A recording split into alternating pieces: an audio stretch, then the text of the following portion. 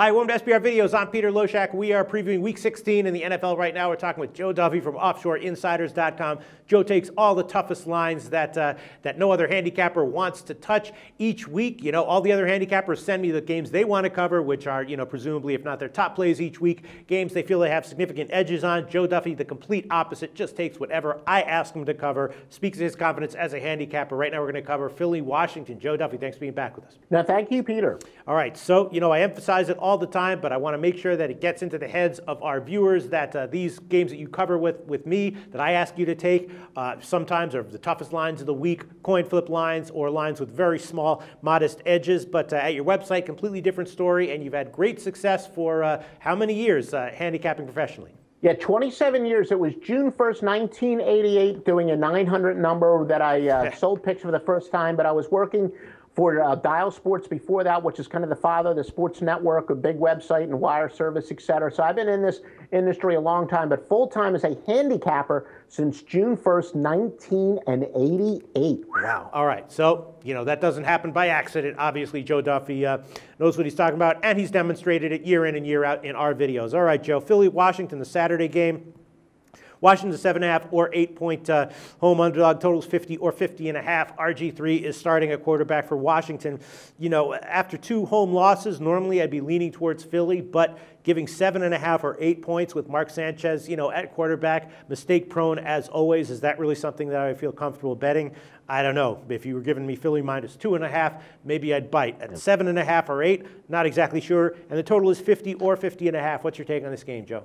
Yeah, well, if you're getting Philly at 2.5, introduce me to your bookmaker, that's for sure. No, I mean, I'm just saying, yeah, my first thought is bounce back spot for Philly, but then I look at it, Mark Sanchez at quarterback, 7.5 or 8, and then I'm hesitant. Yeah, well, no, Peter, I know that a couple times when we talk about picks, a line that you'll use is, yeah, it just makes me a little bit nervous. Admittedly, when I'm going with a road favorite in the NFL, that makes me nervous. That's generally what the public really loves. And, you know, I tell the story all the time, but anytime I've got a friend who bets and likes to handicap their own games, even if it's a parlay card, they always say, oh, man, I got a game I absolutely love. I can't believe the line on this. And I always interrupt them and say, well, which road favorite is that you like? And so, but my point is, yeah, I'm going to actually have to go with the road favorite.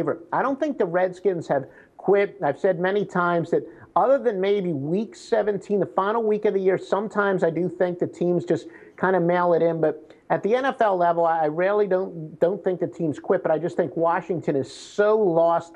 They're so dejected. And you're right, Philadelphia, plenty of reasons to be nervous about laying the number with Mark Sanchez on the road. But I do think here that, you know, teams' emotion shows up a lot more on defense than it does on offense.